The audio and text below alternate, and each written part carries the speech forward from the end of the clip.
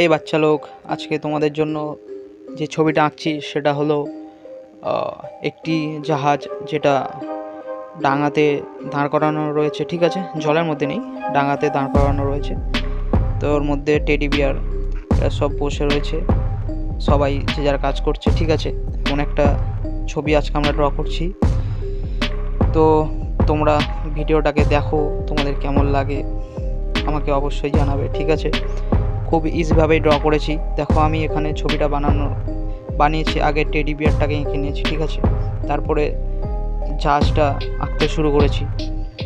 কিভাবে কি করেছি সব প্রসেস ওয়াইজ দেখিয়েছি, তোমরা দেখলে বুঝতে পারবে। ঠিক আছে, তো তোমরা মন দিয়ে ছবিটা দেখো, দেখে তোমরা চেষ্টা করো ড্র করার। ঠিক আছে, তারপর আমাকে কমেন্ট করে জানাবে তোমাদের কেমন লাগলো। ঠিক আছে, আর এখানে পেন্সিল কালার ইউজ করেছি, সেটা হলো ডমসের পেন্সিল কালার।